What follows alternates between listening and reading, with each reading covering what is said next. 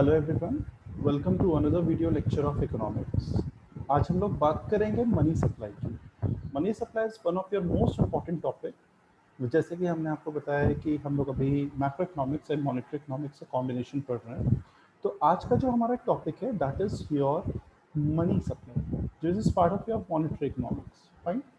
तो will start with money supply कि money supply होता क्या है, मनी सप्लाई क्या होता है, या मनी सप्लाई के बारे में हम क्या बेसिकली हमें सब कुछ इंपॉर्टेंट चीज़ों पे हम डिस्कस करेंगे, क्योंकि ये जो पार्ट है आपका ये शॉर्ट में बहुत ज़्यादा पूछते हैं और एकदम से ये नहीं पूछेंगे कि ये money supply, they are going to ask you about the different components of money supply, means individually they are going to ask in your exam. Fine. So we'll be discussing all in important components, and each and every one will be going to discuss in very deep. So start करते हैं आज का class. तो जैसे कि हमने money supply पे पहले भी थोड़ा डिस्कशन किया था मॉनेटरी इकोनॉमिक्स में, देखिए लिखा हुआ है the total stock of money in circulation among the public at a particular point of time is called money supply. यानी कि आप एक समय में, हम लोग लाइन के अकॉर्डिंग चलते रहेंगे, आप एक समय में जितना भी मनी का टोटल स्टॉक है, यानी कि एक देश की अगर हम बात करें, एक देश में पैसा के कितना स्टॉक है लोगों के बीच में at a particular point of time is called money supply. ठीक है, ये देश है हमारा इंडिया, फॉर एग्जांपल ऐसे समझ लो ये है इंडिया। अब इस देश के चारों तरफ नॉर्थ साउथ ईस्ट वेस्ट चारों जोन्स हैं और मिडिल इंडिया, तो पूरे देश की 140 करोड़ की आबादी में कुल कितना कैश उनके पास मौजूद है। ठीक है, this will be called as money supply, यानी total stock of money, overall कितना स्टॉक है, कलेक्टेड मनी है देश में जो सर्कुलेट हो रहा है पब्लिक के बीच में, 140 करोड़ की जनसंख्या के बीच में एक पर्टिकुलर समय के दौरान। पर्टिकुलर समय का मतलब यहाँ पर बेसिकली हम कह सकते हैं कि एक साल के दौरान, कि एक साल के दौरान कितना पैसा है देश में लोगों के बीच में, देश के लोगों के बीच में, that whole stock of money is called money supply. ठीक है, अब मनी सप्लाई के जो कंपोनेंट्स हम मेजर होते हैं इंडिया में, उसको हमने बेसिकली 4 कैटेगरी में डिवाइड किया है, लेकिन अगर हम टेक्निकल टर्म से बात करें तो ये 5 कैटेगरी है। M0 शुरू होके M1, M2, M3 और M4, इन 4 पार्ट्स में ये आता है। ये क्लासिफिकेशन जो हुआ था बेसिकली कब हुआ था? This classification was introduced in April 1977। ये बहुत इंपॉर्टेंट है कि भाई कब हुआ था। अगर आपका डिस्क्रिप्टिव में इनकेस एग्जाम होता है तो आप एग्जाम में आ सकता है कि ये कब हुआ था, तो आपका जवाब होगा कि अप्रैल 1977 में आरबीआई के द्वारा, आरबीआई यानी कि रिजर्व बैंक ऑफ इंडिया, जो हमारे देश का सबसे बड़ा बैंक है, सेंट्रल बैंक, इसके द्वारा हुआ। ठीक है, तो आरबीआई ने बेसिकली, क्योंकि आरबीआई जैसे मैंने पहले भी बताया था कि हमारे देश में आरबीआई का ही काम क्या होता है, देश में क्या बनाना, मॉनेटरी पॉलिसी बनाना। आरबीआई हमारे देश में कौन सी पॉलिसी बनाता है? Monetary policy. मॉनेटरी का मतलब क्या होता है? मॉनेटरी का मतलब कई बार हम लोगों ने डिस्कस किया, मॉनेटरी का मतलब होता है मनी, यानी कि मनी से रिलेटेड पॉलिसी जब आरबीआई बनाता है तो ऑब्वियस सी बात है मनी सप्लाई भी कौन देखेगा? आरबीआई देखेगा। मनी सप्लाई के कंपोनेंट्स भी कौन बनाएगा? आरबीआई बनाएगा। फाइन। तो यहाँ पे उसी की बात हो रही है कि जितने भी मनी सप्लाई से रिलेटेड काम है, मनी सप्लाई के जितने भी कंपोनेंट्स हैं, ये सब आरबीआई बनाता है। अप्रैल 1977 में आरबीआई ने इसका क्लासिफिकेशन किया और ये बहुत इंपॉर्टेंट है आपके एग्जाम के पॉइंट ऑफ व्यू से। ठीक, ओके, आगे बढ़ते हैं। अब देखिए इसमें क्लासिफिकेशन दिया हुआ है, तो हम लोग क्लासिफिकेशन पे इंडिविजुअली चलेंगे। पहला classification, first classification is your reserve money which is also known as M0। आपको एग्जाम में जो याद करना होगा वो पूरे इसके विद शॉर्टकट याद करना पड़ेगा। They are going to ask M1 क्या होता है, तो अगर आपने हेडिंग याद की तो भी गलती है। आपको ये पता होना चाहिए M0 क्या है, M1 क्या है, M2 क्या है, M3 क्या है, M4 क्या है। तो these are the basic parameters जिसके बेसिस पे आपको ये सारी चीज़ें याद रखनी पड़ेंगी। फाइन। तो आज हम लोग शुरू करते हैं पहले क्लासिफिकेशन से, that is your M0 which is also called reserve money. M0 को टेक्निकली हम रिजर्व मनी कहते हैं, लेकिन इसको रिजर्व मनी के साथ साथ हाई पावर्ड मनी भी कहते हैं। हाई पावर्ड मनी क्यों कहते हैं भाई? उससे कुछ कारण है। पहला, high powered money, monetary base या बेस मनी के नाम से, इन सारे नामों से इसको जाना जाता है। Other name are very important, किसी भी नाम से पूछ सकते हैं, तो आपको सारे नाम पता होने चाहिए, पहली चीज। ठीक। अब M0 is equals to currency in circulation plus bankers deposit with RBI plus other deposit with RBI। Currency in circulation मतलब, इस लाइन का मतलब क्या हुआ? करेंसी इन सर्कुलेशन का मतलब देश, यानी कि अगर हम लिखें इंडिया, तो इंडिया में कितनी करेंसी मूव हो रही है चारों तरफ, करेंसी इंडिया में कितनी चल रही है, पूरे देश में मूवमेंट हो रहा है, that is called currency in circulation. Circulation का मतलब समझते हैं? सर्कुलेशन का मतलब होता है मूवमेंट होना। ठीक है। आगे है बैंकर्स डिपॉजिट विद RBI। अब इस लाइन का मतलब समझो। बैंकर्स डिपॉजिट विद RBI, इस लाइन का मतलब कुछ ये है, जितने भी बैंक्स होते हैं, अभी मैं शॉर्ट में बताऊंगा क्योंकि जब आगे पढ़ोगे तुम लोग तो मॉनेटरी पॉलिसी, तो इसमें डिटेल में हम लोग जाएंगे। जितने भी बैंक्स होते हैं उनको अपना कुछ परसेंटेज डिपॉजिट्स का, यानी कि जो वो बना के रखते हैं, हर बैंक को, एवरी बैंक को RBI के साथ मेंटेन करना पड़ता है। किसके साथ मेंटेन करना पड़ता है? RBI के साथ, क्योंकि मैंने आपको बताया भारत का सबसे बड़ा बैंक कौन सा है? RBI। तो हर बैंक, चाहे वो SBI लें, चाहे वो PNB लें, एक्सेट्रा, बहुत सारे बैंक, सब लोग RBI से अपना कुछ परसेंटेज ऑफ डिपॉजिट्स मेंटेन करते हैं। ठीक है। अब वो क्या होते हैं, कैसे होते हैं, मैंने कहा ना वो हम बाद में डिस्कस करेंगे, बिकॉज वो एक अलग सेपरेट टॉपिक है। अभी हम आइडिया के तौर पर बात कर रहे हैं कि बैंकर्स को RBI के साथ डिपॉजिट करते हैं ये चीज़ें। ठीक है, जो बैंक्स होते हैं।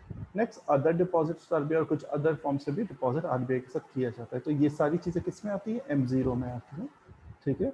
एंड इसीलिए इसको मॉनेटरी बेस ऑफ इकोनॉमी कहते हैं, इसीलिए it is also known as monetary base of economy, कि कहीं ना कहीं बेस प्रोवाइड M0 से होता है, यानी कि मनी सप्लाई का जो बेसिस है वो कहाँ से शुरू हो रहा है? M0 से स्टार्ट हो रहा है। ठीक है। आगे बढ़ते हैं नेक्स्ट कंपोनेंट पे। नेक्स्ट कंपोनेंट है आपका M1। हम लोग बहुत ही सीक्वेंस में पढ़ेंगे इसको और लॉजिक समझने की कोशिश करेंगे, क्योंकि अगर आप इसको रटोगे तो कभी कुछ नहीं होने वाला। रटने विद्या कभी काम नहीं आती है। तो लॉजिकली समझ लो कॉन्सेप्ट क्या होता है, किसमें क्या इंक्लूड होगा। तो कुछ भी पूछ लें, कम ज़्यादा पूछ लें, मैथ्स का कॉलम पूछ लें, ट्रू फॉल्स पूछ लें, असर्शन रीजनिंग पूछ लें, MCQ में पूछ लें, वन लाइनर में पूछ लें, डिस्क्रिप्टिव में पूछ लें, किसी भी फॉर्म में पूछेंगे तुम्हारे पास जवाब तैयार है। क्यों? क्योंकि मुझे पता है कॉन्सेप्ट, उसको समझा है। उसे रटोगे तो थोड़ा सा भी इधर का उधर किया आप गलत कर दोगे। तो it's very necessary that you should understand the concept, जो कि मैं हमेशा बोलता हूँ। ठीक है। अच्छा, आगे देखते हैं हम लोग इसमें। इसमें देखो, अब आते हैं M1 पे। फाइन, कि M1 क्या होता है। जैसे कि हमने बताया था, हम कंपोनेंट्स पढ़ रहे हैं। किसके कंपोनेंट्स पढ़ रहे हैं? हम कंपोनेंट्स पढ़ रहे हैं मनी सप्लाई के। तो M0 पढ़ा, जिसको हमने रिजर्व मनी कहा था। अब हम पढ़ेंगे नेक्स्ट M1। M1 का मतलब होता है नैरो मनी। अब इसका लॉजिक समझना, मैं जो बता रहा हूँ, मतलब ये कहीं किताब में नहीं लिखा है, ये मेरे द्वारा बनाया हुआ लॉजिक है। देखो, वन का मतलब क्या होता है? वन का मतलब हुआ सिंगल, इंडिविजुअल, या हम के अकेला, एक अकेला आदमी खड़ा है, या एक अकेला इंसान, वहाँ पे एकमात्र इंसान है, तो अकेला हुआ। अकेला वाइड हुआ कि कम हुआ? ऑब्वियसली बात है, कम हुआ ना। तो इसीलिए M1 इज नैरो मनी, क्योंकि M का मतलब हुआ पैसा और वन का मतलब क्या हुआ? नैरो। तो पैसा कैसा है? नैरो है, कम है, तो M1 मतलब नैरो मनी। इस तरह से आप रखना। ये लिख मत देना कॉपी में कि सर ने बोला था तो ऐसे। I am just giving an example. Fine, okay. अब देखो लिखा है M1 is equals to currency with public, यानी पैसे जो जनता के पास हैं। ठीक है, जो भी हमारे देश की 140 करोड़ की जनता है फॉर एग्जांपल, उसके पास जो पैसा है, कौन सा पैसा? इंडियन करेंसी, या फिर हम कहें रुपी, वो plus demand deposit with banking system. Demand deposits का मतलब कई टाइप के अकाउंट होते हैं, करेंट अकाउंट, सेविंग अकाउंट्स वगैरह वगैरह, जिसमें आप अकाउंट ओपन करवाते हैं बैंक्स में। कई लोग का, किसी का SBI में अकाउंट होगा, किसी का PNB में अकाउंट होगा, कोई एक्सिस में, कोई ICICI बैंक में। हम जो बैंक्स में अकाउंट ओपन बेसिकली कराते हैं, वो यहाँ पे डिमांड डिपॉजिट की बात हो रही है। फिर उसमें पैसा जमा करते हैं। ठीक। नेक्स्ट है plus other deposit with RBI. Other deposits जो आरबीआई के साथ बैंक्स करती है, ठीक है ना, क्योंकि आरबीआई के साथ ये बात एकदम अपने जहन में सब लोग डाल लें या एकदम बात क्लियर कर लें, आरबीआई नॉर्मल लोगों के लिए नहीं है। नॉर्मल लोग का मतलब है कि जैसे बैंक डील करते हैं ना लोगों से, आरबीआई ओनली डील्स, हम कैसी डीलिंग की बात कर रहे हैं, बैंकिंग डील्स की बात करें, डील्स विद बैंक्स, ठीक है, डायरेक्टली। यानी कि कभी कोई अगर तुमसे कहे कि मेरा तो आरबीआई में अकाउंट है, मेरे पास आरबीआई का क्रेडिट कार्ड या डेबिट कार्ड है, या मैं आरबीआई के इंटरनेट बैंकिंग करता हूँ, तो समझ जाना वो बेवकूफ़ बना रहा है। आरबीआई सिर्फ बैंक्स की चीज़ें देखता है, आरबीआई मॉनेटरी पॉलिसी बनाता है देश के लोगों के लिए, बट वो रेगुलेशन सारे बैंक्स पे लगते हैं, नियम कानून। आप आरबीआई में अकाउंट नहीं ओपन कर सकते, उसके लिए आरबीआई ने बैंकों को अधिकार दिया हुआ है कि आप प्राइवेट में खोलना चाह रहे हैं, पब्लिक में खोलना चाह रहे हैं, कि सेमी में खोलना चाह रहे हैं, व्हाट्सएवर। फाइन, तो ये चीज़ समझ लो। तो अदर डिपॉजिट विद आरबीआई का मतलब बैंक्स के जो आरबीआई से अदर डीलिंग डिपॉजिट्स होंगे उसकी यहाँ पे बात की जा रही है। तो ये पूरी कहानी किसमें थी, M1 में थी, जो हमने डिस्कस किया। आते हैं M2 पे। M2 की बात करें तो M2 में M1 की सारी चीज़ें, यानी currency with public, demand deposit with banking system जिसमें करंट अकाउंट, सेविंग अकाउंट की हमने बात की थी, और अदर डिपॉजिट्स विद आरबीआई, ये सारी चीज़ें मौजूद होंगी। यानी कि M1 की सारी चीज़ें तो हम लेंगे ही लेंगे, प्लस एक और चीज़ है मोस्ट इम्पॉर्टेंट, वो चीज़ है ये आपकी, इसको मैं रफ कर देता हूँ। यानी M1 की तो हम सारी चीज़ें लेंगे, प्लस ये post office deposit of saving bank account. ये पोस्ट ऑफिस आज का नहीं है, बहुत ही पुराना है, it is very old method. आज से पहले, बहुत साल पहले, जब इंटरनेट बैंकिंग या हम बैंक या बैंकिंग सिस्टम का इतना अच्छा एक्सपेंशन नहीं हुआ था, उस केस में तब के टाइम पे पोस्ट ऑफिस में ही लोग पैसे जमा करते हैं। तो पोस्ट ऑफिस बहुत ही ओल्ड या पुराना सिस्टम है, जिसमें लोग पैसा क्या करते हैं, अकाउंट ओपन करवा के उसमें लोग पैसा जमा करते हैं। और अभी कोई अगर तुम लोग जितने भी स्टूडेंट से वीडियो देख रहे हैं, कभी अपने घर में पूछना, तो आपके घर में जो बुजुर्ग लोग होंगे, सीनियर सिटीजन्स होंगे, आपके दादा दादी, नाना नानी या मम्मी पापा इवन, उनसे पूछना, उन्होंने पोस्ट ऑफिस में किसी ना किसी के ने जनरली अकाउंट ओपन किया होगा। आज भी लोग पोस्ट ऑफिस में पैसा जमा करते हैं, एक तो सरकारी, और दूसरा एक सेंस ऑफ सेविंग, वो सिक्योरिटी भी रहती है, ठीक है। तो M1 की चीज़ें और सेविंग डिपॉजिट जो पोस्ट ऑफिस सेविंग बैंक्स में आप करते हैं, इन सारी चीज़ों को जोड़ देंगे तो आपका M2 भी बन जाएगा, ठीक है। तो ऑब्वियस सी बात है M2 M1 से क्या होगा, बड़ा होगा, ठीक है। अब नेक्स्ट पे आते हैं M3। M3 को ब्रॉड कहते हैं, ठीक है ना। और M3 को क्यों ब्रॉड कहा जाता है, क्योंकि इसमें M1 की सारी चीज़ें, यानी कि तीनों चीज़ें आती हैं, ठीक है। M1 की तीनों चीज़ें आती हैं, plus time deposit with banking system. Time deposit का मतलब समझते हो, जनरली सब कुछ ले लेते हैं। टाइम डिपॉजिट बेसिकली होता है ये, अगर हम बात करें व्हाट इज टाइम डिपॉजिट, तो ये आपका होता है आरडी यानी कि रिकरिंग डिपॉजिट, एफडी यानी कि फिक्स डिपॉजिट। ये बेसिकली वो चीज़ होती है जिसमें आप कैश जो आपके पास होता है वो बैंक में जमा करते हैं। कहाँ जमा करते हैं, बैंक में, किसी पर्टिकुलर समय के लिए, जैसे मान लिया 1 साल, 2 साल, 5 साल। एफडी में इकट्ठा कर लेते हैं यानी कि लमसम, और आरडी में फिक्स टाइम पीरियड पे करते रहते हैं, ठीक है ना। फिक्स्ड टाइम ड्यूरेशन पे होता रहता है जमा। तो ये होता है टाइम डिपॉजिट्स, बेसिकली जब हम समय के अनुसार इकट्ठा या कुछ कुछ समय पे पैसा जमा करते हैं बैंकिंग सिस्टम्स में। तो M1 की सारी चीज़ें प्लस ये, इसीलिए काफ़ी बड़े नेचर का होता है, इसीलिए इसमें हमने क्या वर्ड यूज़ किया है, ब्रॉड मनी। ब्रॉड का मतलब ज़्यादा, हाई, लार्ज, इसलिए M3 is refers to broad money. और M1 का नैरो मनी का मैंने कॉन्सेप्ट बताया था। और M2 मतलब M1 और पोस्ट ऑफिस सेविंग बैंक्स में जो पैसा होता है उसको जमा करना, ठीक है। फिर आते हैं M4 पे। M3 पूरा, M3 का मतलब फिर वही चीज़, M1 पूरा तीनों चीज़ें, ये प्लस टाइम डिपॉजिट जो अभी मैंने बताया, ठीक है ना। सॉरी, एम इसमें मैंने बोला था कि आपका, ये इसको हटा दो, ये नहीं होगा। M1 की तीनों चीज़ें, ठीक है। और आपका time deposit with banking system, time deposit जो मैंने उसकी बात की थी, तो ये आपका ब्रॉड मनी हो गया, राइट। अब आते हैं M4 पे। M3 यानी कि M1 की तीनों चीज़ें हुई आपकी। M1 की तीनों चीज़ें मतलब 1 2 3 प्लस जो आपका टाइम डिपॉजिट था वो भी IDFD, तभी तो M3 बना जो कि ब्रॉड मनी था, plus all deposit with post office saving bank, जितने भी पोस्ट ऑफिस सेविंग होंगे, जितने भी डिपॉजिट्स हैं, यहाँ पर देखो सेविंग वर्ड लिखा था और यहाँ पे ऑल डिपॉजिट है, यानी कि जितने भी पोस्ट ऑफिस में सारे डिपॉजिट्स जो होंगे, डिफरेंट डिफरेंट टाइप के जो डिपॉजिट होंगे कहाँ पे, पोस्ट ऑफिस में, वो सब इंक्लूड होंगे। तो ये आपका बन जाएगा क्या, M4 बन जाएगा। बात समझ में आई? तो ये बेसिकली क्लासिफिकेशन थे जो कि हमने M0 से शुरू करके M1 पे आए, फिर M2 पे आए, फिर M3 पे आए और फिर M4 पे आए। तो ये क्या है, आपके मनी सप्लाई के कंपोनेंट्स, ठीक। ओके, लास्ट टॉपिक है आज की क्लास का, दैट इज मनी मल्टीप्लायर। ये मनी मल्टीप्लायर जब भी हम मनी सप्लाई पढ़ते हैं तो उसी में हम मनी मल्टीप्लायर उसके कोरिलेशन में पढ़ लेते हैं, क्योंकि जनरली LLB ऑनर्स के पॉइंट ऑफ व्यू से बात करें तो ये लोग उसके कोरिलेशन में इसको भेज देते हैं। They are going to ask or they can ask, there is a probability, fine. तो पढ़ते हैं money multiplier. It is the relationship between monetary base and money supply in economy.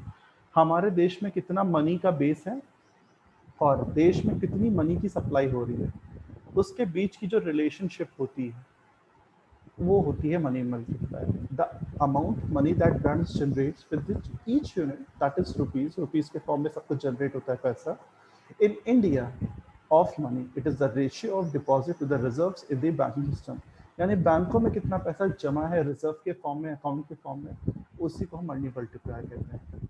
Simple भाषा में फॉर्मूला देख लो, ये बहुत इंपॉर्टेंट है। Money multiplier is equals to 1 upon RR। RR का मतलब हुआ रिजर्व रेशियो, कितना पैसा बैंक्स में जमा है। अब बैंक में किसका पैसा जमा होता है, जो बैंक में देश की जो पब्लिक है, यानी कि भारत की जो पब्लिक होती है, वही तो बैंक में अपना क्या करती है, बैंक में वो कैश को डिपॉजिट करती है।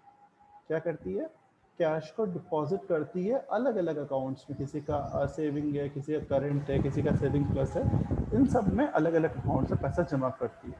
कौन, देश की जनसंख्या, जो देश की जनता है, जो बैंक में अकाउंट खुलवाती है। तो यहाँ पे उसी की बात हो रही है, it is the ratio of deposits to the reserve in the banking system. फॉर्मूले की बात करें तो 1 अपॉन RR इसका फॉर्मूला है, ठीक है। आई होप यहाँ पे सबको समझ में आ गया होगा, कोई कंफ्यूजन नहीं होगा। तो आज की क्लास का फिर एक क्विक रिवीजन कर लेते हैं हम लोग। दैट इज मनी सप्लाई की हमने बात की थी, मनी सप्लाई, और जिसको हमने बताया था M0 से शुरू हुआ था, फिर M1, M2, M3, M4 पे हमने चर्चा की थी। M1 में ये सारी चीज़ें आती हैं, M2 में ये सारी चीज़ें आती हैं, M3 में ये सारी चीज़ें आती हैं। M4 में एक चीज़ को बहुत ध्यान से समझना, एक चीज़ इसमें मैंने लास्ट मोमेंट पर रिविजन के लिए छोड़ी थी, वो होती है आपकी ये NSC। देखो एक लाइन लिखी हुई है, ये लाइन बहुत इंपॉर्टेंट है। एक्सक्लूडिंग, एक्सक्लूडिंग का मतलब क्या हुआ, एक्सक्लूडिंग का मतलब हुआ कि NSC को माइनस कर दो, यानी कि M4 में M1 की तीनों चीजें आती हैं जैसे मैंने बताया था, प्लस ऑल डिपॉजिट्स इन आपका जो भी था सेविंग पोस्ट ऑफिस सेविंग्स की सब कुछ आएगा, लेकिन इसमें हम नेशनल सेविंग सर्टिफिकेट जो सरकार के द्वारा होते हैं उसको माइनस करते हैं, उसको इंक्लूड नहीं करते, यानी कि आप उसको इन कैश नहीं करा सकते हैं या उसकी वैल्यू को आप इसमें इंक्लूड नहीं कर सकते।